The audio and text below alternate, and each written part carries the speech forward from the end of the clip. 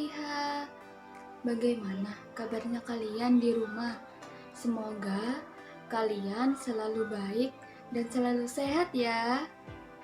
Nah, jangan lupa juga selalu menjaga kesehatan dengan menerapkan protokol kesehatan. Apa saja ya protokol kesehatan itu? Nah, protokol kesehatan itu ada 3M. Yang pertama yaitu mencuci tangan setiap memulai aktivitas dan mengakhiri aktivitas. Dan yang kedua, memakai masker setiap keluar rumah dan bertemu dengan orang lain.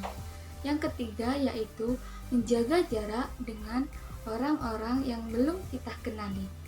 Nah, itu tadi protokol kesehatan yang harus kita patuhi. Jangan lupa ya, selalu kalian terapkan dengan menjaga kesehatan. Nah, sebelum kita memulai pembelajaran hari ini, kita membaca basmalah terlebih dahulu yuk. Kita baca bersama-sama ya. Bismillahirrohmanirrohim. Nah, untuk sekarang, coba Ibu cek semangat kalian. Mana semangatmu? Semangatku. Mana semangatmu?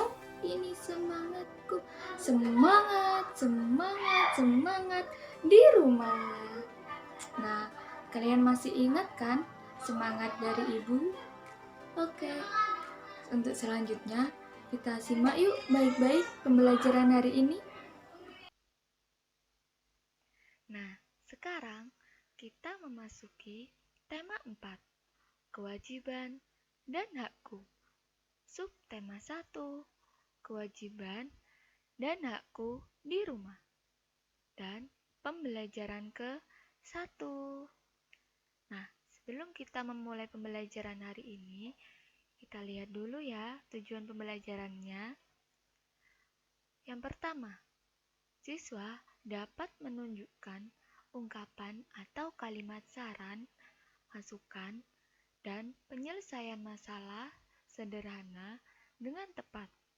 Yang kedua, siswa dapat menuliskan saran tentang kewajiban yang seharusnya dilakukan dengan tepat. Yang ketiga, siswa dapat menentukan 2 bilangan yang jumlahnya sudah diketahui dengan benar. Yang keempat, siswa dapat membuat permasalahan berkaitan dengan penjumlahan 2 bilangan caca dengan hasil yang ditentukan sendiri dengan tepat. Nah, itulah tujuan pembelajaran hari ini. Kita mulai yuk pembelajarannya. Siti memiliki kewajiban menjaga kesehatan tubuhnya. Ia selalu makan makanan yang sehat dan bergizi. Siti berpakaian bersih dan juga rapi. Ia juga tinggal di rumah yang nyaman. Ayah dan ibu menyayangi Siti. Siti berhak atas itu semua. Nah, apakah kalian tahu arti dari kewajiban dan juga hak? Nah, di sini kewajiban adalah sesuatu yang harus dilakukan. Di dalam setiap kewajiban itu harus ada hak. Hak itu sendiri artinya sesuatu yang harus kita terima. Marilah kita pelajari kewajiban dan hak kita di rumah. Kasih sayang di rumah. Manusia tidak bisa hidup sendiri. Sebagai manusia, kita wajib saling mengasihi dan menyayangi. Menyayangi keluarga merupakan salah satu kewajiban kita. Di dalam setiap kewajiban, selalu ada hak yang kita dapatkan. Kewajiban dan hak hendaknya dilaksanakan secara seimbang. Akan tetapi, masih ada loh orang yang tidak melaksanakan kewajibannya. Nah, itu salah ya. Setiap orang itu harus melaksanakan kewajiban. Sebagai seorang anak, kamu harus menyayangi orang tuamu. Kamu juga harus berterima kasih kepada kedua orang tuamu. Dan juga kamu harus mendoakan mereka setiap hari. Menyayangi orang tua, berterima kasih kepadanya, dan juga mendoakannya merupakan kewajiban setiap anak. Kamu harus bersyukur karena orang tuamu sudah sangat menyayangimu. Mereka juga selalu menjaga dan mendoakanmu setiap hari. Jadi, setiap orang harus melaksanakan kewajibannya. Laksanakanlah kewajibanmu, maka kamu akan menerima hakmu. Setelah membaca bacaan di atas, dapatkah kalian menemukan kalimat saran? Nah, sebelum kita mengetahui kalimat saran itu seperti apa, kita lihat dulu yuk saran itu sendiri. Saran itu merupakan sebuah solusi yang ditujukan kepada seseorang untuk menyelesaikan suatu permasalahan yang terjadi. Jadi, kalimat saran adalah kalimat yang berisi nasihat atau imbauan. Kalimat saran biasanya menggunakan kata seharusnya atau sebaiknya. Seperti contoh, Budi seharusnya membersihkan kamarnya agar selalu terlihat bersih dan juga rapi. Contoh yang kedua, sebaiknya sebelum menulis karangan, hendaknya kamu membuat kerangka karangan terlebih dahulu. Nah, itu tadi kalimat saran dan juga contohnya. Setelah itu, coba nanti kalian kerjakan di buku tugas kalian masing-masing ya. Nah, setelah membahas kalimat saran, kita membahas tentang penjumlahan bilangan cacah. Belajar dengan sungguh-sungguh merupakan kewajiban seorang pelajar. Apakah kalian pernah menghitung berapa hari yang kalian gunakan untuk belajar dalam setahun? Nah, dalam satu tahun itu ada 365 hari. Selama satu tahun, ada waktu untuk belajar di sekolah dan juga waktu untuk belajar di rumah. Lalu, berapa hari ya waktu belajarmu di sekolah dan juga berapa hari waktu belajarmu di rumah bersama orang tua?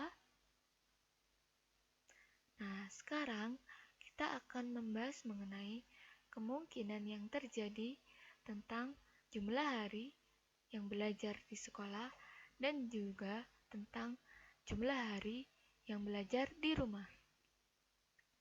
Sebelum kita membahas kemungkinan yang terjadi, kita akan mengetahui terlebih dahulu apa arti dari bilangan cacah.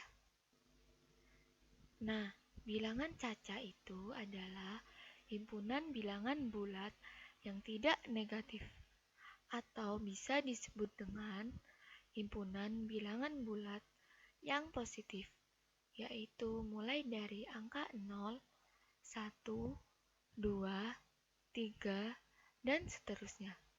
Yang terpenting, bilangan itu harus bilangan bulat yang positif. Nah, dengan kata lain, berarti bilangan cacah itu adalah himpunan bilangan asli yang ditambah angka 0. Bilangan cacah selalu tidak bertanda negatif. Jadi, bilangan cacah itu tandanya adalah positif. Harus diingat ya, bilangan cacah tandanya positif. Nah, kita lanjutkan ke kemungkinan yang terjadi yuk. Kemungkinan yang terjadi dengan jumlah hari belajar di sekolah dan hari belajar di rumah. Jumlah hari belajar seluruhnya itu adalah 365. Jadi, jumlah hari belajar di sekolah dan hari belajar di rumah itu terserah kalian mau mengisi dengan berapa. Yang terpenting, angka itu adalah bilangan bulat yang positif. Nah, seperti contoh di tabel ini. Hari belajar di sekolah yaitu 320 hari. Dan di rumah belajarnya yaitu 45 hari. Jadi totalnya adalah 365 hari. Contoh yang lain yaitu 305 hari belajar di sekolah dan 60 hari belajar di rumah. Yang selanjutnya yaitu 290 hari belajar di sekolah dan 75 hari belajar di rumah. Nah, di sini 275 hari belajar di sekolah, jadi belajar di rumahnya yaitu 90 hari.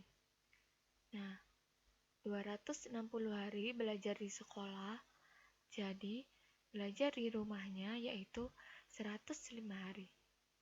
Nah, maksud dari kemungkinan yang terjadi di sini adalah jumlah hari belajar itu sudah diketahui, yaitu 365 hari. Nah, terserah kalian mau mengisi berapa hari di hari belajar di sekolah dan juga hari belajar di rumah. Yang terpenting ingat ya, angka itu harus positif. Nah, itu tadi pembelajaran hari ini. Apakah kalian sudah paham dengan materi hari ini? Jika sudah paham, jangan lupa ya dikerjakan tugas-tugasnya di rumah. Nah, terima kasih sudah menyimak pembelajaran hari ini. Semangat belajarnya ya, selalu menjaga kesehatan. Nah, itu tadi pembelajaran kita hari ini. Bagaimana? Mudah-mudah kan? Nah, untuk kesimpulannya yaitu yang pertama adalah tentang kalimat saran. Nah, kalimat saran itu sendiri adalah kalimat yang berisi nasihat atau imbauan. Kalimat saran ini biasanya menggunakan kata seharusnya atau sebaiknya. Dan kesimpulan yang kedua yaitu mengenai penjumlahan bilangan caca. Bilangan caca itu sendiri adalah himpunan bilangan bulat yang positif. Itu tadi kesimpulannya. Kalian harus selalu semangat belajar di rumah. Jangan lupa juga tugas-tugasnya selalu dikerjakan ya. Nah, marilah kita tutup pembelajaran kali ini dengan membaca hamdalah. Kita baca bersama-sama ya. Alhamdulillahirabbil alamin. Terima kasih sudah menyimak pembelajaran hari ini. Sampai jumpa di lain waktu ya. Wassalamualaikum warahmatullahi wabarakatuh.